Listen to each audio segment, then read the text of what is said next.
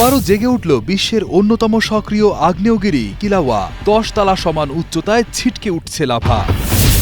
Drone হামলায় চেরনোবিলের নিরাপত্তা দেওয়ালে ফাটল, তেজস্ক্রিয়তা আটকাতে ব্যর্থ সুরক্ষা কবচ। ফিলিস্তিন রাষ্ট্র গঠনে ইসরায়েলের অসম্মতি, ট্রাম্পের সঙ্গে আলোচনার পরিকল্পনা। হাওয়াই দ্বীপের বিখ্যাত কিলাউয়া আগ্নেয়গিরি হঠাৎ করেই নতুন করে জেগে ওঠে। মাটি ফুঁড়ে দাউ দাউ করে বেরিয়ে আসতে শুরু করলো আগুনের মতো লাল টকটকে লাভা। ইউএস জিওলজিক্যাল সার্ভে বা মার্কিন ভূতাত্ত্বিক জরিপ সংস্থার প্রকাশ করা ভিডিওতে দেখা যায় আগ্নেয়গিরিটির উত্তর দিকের মুখ বা ভেন্ট থেকে প্রচণ্ড শব্দে লাভা ছিটকে বের হচ্ছে। দৃশ্যটি এতটাই তীব্র ছিল যে সেখানে বসানো একটি রিমোট ক্যামেরা ফুটেজ রেকর্ড করতে করতেই লাভার আঘাতে অকেজো হয়ে যায়। বিজ্ঞানীরা জানিয়েছেন মাটির নিচ থেকে আগুনের স্রোত লাফিয়ে লাফিয়ে প্রায় 5 থেকে 10 তলা সমান দালানের উচ্চতায় পৌঁছে যাচ্ছিল।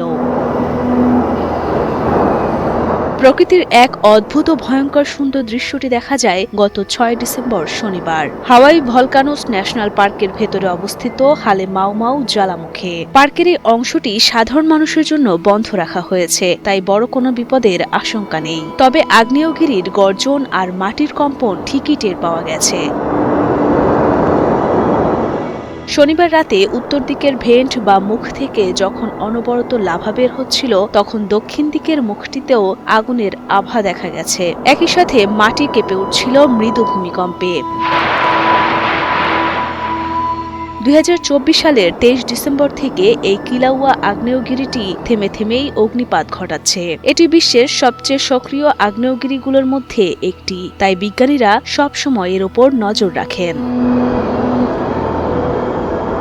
এর আগে নভেম্বর মাসের শুরুতেই বিজ্ঞানীরা আঁচ করতে পেরেছিলেন যে বড় কিছু ঘটতে যাচ্ছে। গত 7 নভেম্বর সন্ধ্যার দিকেও জ্বালামুখ দিয়ে লাভা গড়িয়ে পড়ার দৃশ্য দেখা গিয়েছিল।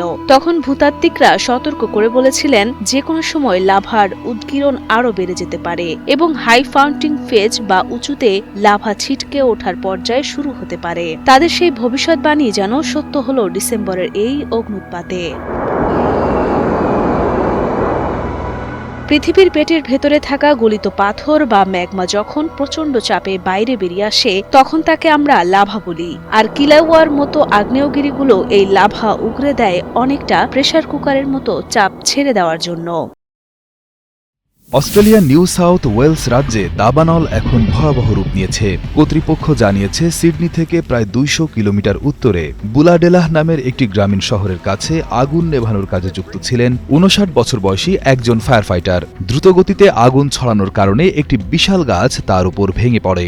ঘটনাটি ঘটার সাথে সাথেই জরুরি কর্মীরা দ্রুত ঘটনাস্থলে পৌঁছান, কিন্তু দুর্ভাগ্যবশত গাছ চাপায় গুরুতর আঘাত পাওয়ার পর ঘটনাস্থলেই তার মৃত্যু হয়। জীবন বিপন্ন করে মানুষের ঘর ও বনভূমি রক্ষার লড়াই করা একজন বীর যোদ্ধার এমন মর্মান্তিক মৃত্যুতে পুরো অস্ট্রেলিয়া জুড়ে শোকের ছায়া নেমে এসেছে। 8 ডিসেম্বর সোমবার সকাল পর্যন্ত নিউ সাউথ ওয়েলস রাজ্য জুড়ে 50টিরও বেশি দাবানল জ্বলছিল। নিউ সাউথ ওয়েলসের জরুরি সেবা বিষয়ক মন্ত্রী জিহাদ দীপ জানান, তারা নানা চ্যালেঞ্জের মধ্যে দিয়ে যাচ্ছেন। আজ আমাদের জন্য অত্যন্ত অন্ধকার একটি দিন এবং কঠিনও বটে। অগ্নি নির্বাপন সেবার সঙ্গে যুক্ত সবার জন্যই এটি একটি কঠিন দিন। গত সপ্তাহে আমরা দেখেছি বিভিন্ন সংস্থা একসঙ্গে কাজ করছে কমিউনিটিকে রক্ষা করার জন্য। গত সপ্তাহের শেষে সিডনির ঠিক উত্তরে অবস্থিত সেন্ট্রাল কোস্ট এলাকায় দ্রুত ছড়িয়ে পড়া আগুনে অন্তত 16টি বাড়ি সম্পূর্ণরূপে ধ্বংস হয়ে গেছে। সেন্ট্রাল কোস্ট এমন একটি এলাকা যেখানে প্রায় 3.5 লাখ মানুষ বাস করে এবং এটি সিডনি থেকে কর্মস্থলে যাতায়াতকারী মানুষের বসতি স্থল। 50টিরও বেশি দাবানল সক্রিয় থাকায় এখানকার বনভূমি এবং বসতি অঞ্চলগুলো এখন বড় ঝুঁকির মুখে। অস্ট্রেলিয়াতে সাধারণত ডিসেম্বর মাস থেকে ফেব্রুয়ারি মাস পর্যন্ত গ্রীষ্মকাল চলে। এই সময়টাতেই দাবানলের ঝুঁকি সবচেয়ে বেশি থাকে। আবহাওয়া কর্তৃপক্ষ সতর্কতা জারি করে বলেছে, গত কয়েক বছর ধরে তুলনামূলকভাবে শান্ত থাকার পর এই বছর অস্ট্রেলিয়া জুড়ে তাপমাত্রা মারাত্মকভাবে বাড়তে পারে। ইসরায়েলের প্রধানমন্ত্রী নেতানিয়াহু ঘোষণা করেছেন, গাজা যুদ্ধবিরতি চুক্তির প্রথম পর্যায় প্রায় শেষ। এখন তারা দ্বিতীয় পর্বে প্রবেশ করবে, যেখানে বাকি থাকা পণবন্দীদের দেহাবশেষ ফিরিয়ে আনার কাজ নিশ্চিত করা হবে। এই পদক্ষেপের অগ্রগতি নিয়ে তিনি এই মাসের শেষের দিকে মার্কিন প্রেসিডেন্ট ডোনাল্ড ট্রাম্পের সঙ্গে আলোচনা করার পরিকল্পনা করেছেন। তবে নেতানিয়াহু আবারও স্পষ্ট করে বলেছেন, ফিলিস্তিন রাষ্ট্র প্রতিষ্ঠায় ইসরায়েল কখনোই রাজি হবে না। জার্মানির চ্যান্সেলর ফ্রিডরিক মের্জ ইসরায়েলের অস্তিত্বের অধিকার এবং সুরক্ষার প্রতি সমর্থন জানিয়েছেন। তিনি যুদ্ধবিরতির দ্বিতীয় ধাপ দ্রুত বাস্তবায়নের আহ্বান জানান এবং তিনি বলেছেন, গাজার যুদ্ধ পরবর্তী প্রশাসনে হামাসের কোনো ভূমিকা থাকা উচিত নয়। যদিও মের্জ একই সাথে ফিলিস্তিন রাষ্ট্র গঠনের বিষয়ে জার্মানির ইতিবাচক মনোভাবের কথা জানিয়েছেন। অন্যদিকে হামাসের রাজনৈতিক শাখার সদস্য বাসেম নাইম বলেছেন, তারা অস্ত্র জমা দিয়ে রাখা নিয়ে আলোচনা করতে প্রস্তুত, যদি এই প্রক্রিয়া ফিলিস্তিন রাষ্ট্র গঠনের দিকে নিয়ে যায়। তিনি 5 বা 10 বছরের দীর্ঘমেয়াদী যুদ্ধবিরতির প্রস্তাবও দিয়েছেন। তবে নাইম ইসরায়েলের সমালোচনা করে বলেছেন, তারা গাজায় মানবিক সাহায্য বিতরণ এবং রাফা ক্রসিং খুলে দেওয়ার মতো গুরুত্বপূর্ণ প্রতিশ্রুতিগুলো পূরণ করছে না। তিনি আন্তর্জাতিক সম্প্রদায়কে ইসরায়েলের উপর চাপ সৃষ্টি করার আহ্বানও জানিয়েছেন। এই আলোচনাগুলো ইঙ্গিত দিচ্ছে, শান্তি প্রতিষ্ঠা সহজ না হলেও উভয় পক্ষই এখন দীর্ঘস্থায়ী সমাধানের জন্য চেষ্টা করে যাচ্ছে। পৃথিবীর ইতিহাসে অন্যতম ভয়াবহ এক নাম চেরনোবিল। 1986 সালে ইউক্রেনের এই চেরনোবিল পরমাণু বিদ্যুৎ কেন্দ্রে ঘটেছিল এক প্রলয়ঙ্কারী বিস্ফোরণ, যার বিষাক্ত তেজস্ক্রিয়তা ছড়িয়ে পড়েছিল পুরো ইউরোপ জুড়ে। সেই তেজস্ক্রিয় পদার্থগুলো আটকে রাখার জন্য বহু বছর ধরে চেষ্টা চালিয়ে হাজার হাজার কোটি টাকা খরচ করে একটি বিশাল ইস্পাতের ঢাকনা বা সুরক্ষা কবচ তৈরি করা হয়েছিল। কিন্তু জাতিসংঘের পরমাণু পর্যবেক্ষণ সংস্থা গত 6 ডিসেম্বর শুক্রবার জানিয়েছে, সেই সুরক্ষা কবচটি এখন আর নিরাপদ নয়। একটি ড্রোন হামলায় এটি মারাত্মকভাবে ক্ষতিগ্রস্ত হয়েছে। চেরনোবিলের ধ্বংসপ্রাপ্ত চুল্লি বা রিয়াক্টরটি একটি বিষাক্ত আগ্নেয়গিরির মতো, যাকে একটি লোহার বিশাল খাঁচা দিয়ে ঢেকে রাখা হয়েছিল, যাতে এর তেজস্ক্রিয়তা বাইরে ছড়াতে না পারে। এই খাঁচাটি তৈরি করতে সময় লেগেছিল বহু বছর এবং 2019 সালে এটি পুরোপুরি শেষ হয়। কিন্তু চলতি বছরের ফেব্রুয়ারি মাসে শক্তিশালী একটি ড্রোন এই খাঁচার উপর আছড়ে পড়ে। সেই বিস্ফোরণে এবং পরবর্তী আগুনে খাঁচাটির মূল কাঠামোতে একটি বড় ধরনের ফাটল বা ছিদ্র তৈরি হয়েছে। ফলে এটি এখন আর আগের মতো শতভাগ তেজস্ক্রিয়তা আটকে রাখতে পারছে না। জাতিসংঘের আন্তর্জাতিক পরমাণু সংস্থা IAEA গত সপ্তাহে ওই জায়গাটি পরিদর্শন করে জানিয়েছে, ড্রোন হামলায় সুরক্ষা কবচটির এতটাই ক্ষতি হয়েছে যে এটি তার প্রধান কাজ অর্থাৎ তেজস্ক্রিয়তা আটকে রাখার ক্ষমতা হারিয়ে ফেলেছে। দ্রুত মেরামত না করলে ভবিষ্যতে এখান থেকে আবারও বিষাক্ত কণা বাতাসে ছড়িয়ে পড়ার মারাত্মক ঝুঁকি রয়েছে। সংস্থাটি জোর দিয়ে বলেছে, এই কাঠামোটিতে বড় ধরনের সংস্কার কাজ এখনই শুরু করা প্রয়োজন।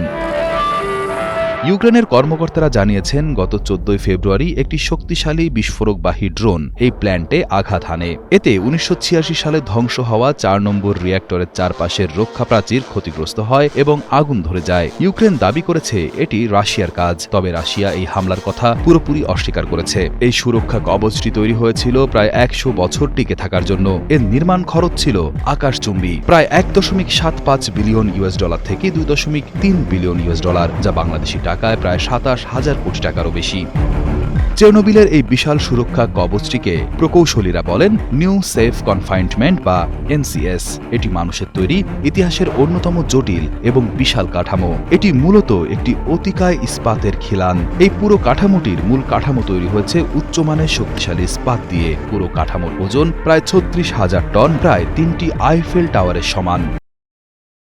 ভবিষ্যতে স্মার্ট জীবনযাত্রা কেমন হতে পারে তার এক ঝলক দেখা গেল চীনে। দক্ষিণ পশ্চিম চীনের সিচুয়ান প্রদেশের চেংডু শহরে চালু হয়েছে দেশটির প্রথম হিউম্যানয়েড বা মানুষের মতো দেখতে রোবট শপিং মলের প্রথম ধাপ, যার নাম দেওয়া হয়েছে রোবট ওয়ার্ল্ড। এই শপিং মলের প্রধান আকর্ষণ হলো এখানে কেনাকাটা বা পরিষেবা দেওয়ার জন্য মানুষ নয়, সব কাজ করছে যন্ত্রমানব বা রোবটেরা। মোট 840 বর্গমিটার এলাকা জুড়ে চালু হওয়া এই প্রথম ধাপে প্রায় 100-র বেশি ভিন্ন ভিন্ন ধরনের রোবট প্রদর্শন করা হচ্ছে। সেখানে আসা দর্শনার্থীরা এমন এক রোবটকে দিয়ে কফি বানানোর অভিজ্ঞতা নিতে পারছেন, যারা কফির ফেনায় সেলফি বা ছবি দেখে চমৎকার ল্যাটে আর্ট বা নকশা তৈরি করে দিতে পারে। এছাড়াও রয়েছে মানুষের মতো দেখতে একদল রোবট, যারা বেশ সাবলীলভাবেই নাচছে, তবে মিউজিকের সাথে তাদের সেই নাচার চেষ্টা শিশুদের জন্য খুবই মজাদার। সবচেয়ে আকর্ষণীয় হল কবি ডু ফুর আদরে তৈরি একটি রোবট, যিনি প্রাচীন আমলের কবিতা পাঠ করছেন এবং দর্শকদের সাথে সরাসরি কথা বলছেন। অর্থাৎ এই মলে মানুষ রোবটদের সাথে খুব কাছ থেকে মেলামেশা করার সুযোগ পাচ্ছে। এই বিশাল প্রকল্পের দায়িত্বে থাকা ম্যানেজার জানিয়েছেন, রোবট ওয়ার্ল্ডের জন্য মোট 28,000 বর্গমিটার জায়গা নির্ধারণ করা হয়েছে এবং এটি 3টি ধাপে তৈরি হবে। এর মাধ্যমে রোবট ভিত্তিক সেবা মানুষের জীবনযাত্রার পুরো চক্রে ছড়িয়ে দেওয়ার পরিকল্পনা করা হয়েছে। এই পুরো প্রকল্পটি ভবিষ্যতের স্মার্ট জীবন কেমন হবে সেই ধারণাকেই যেন বাস্তবে রূপ দিচ্ছে।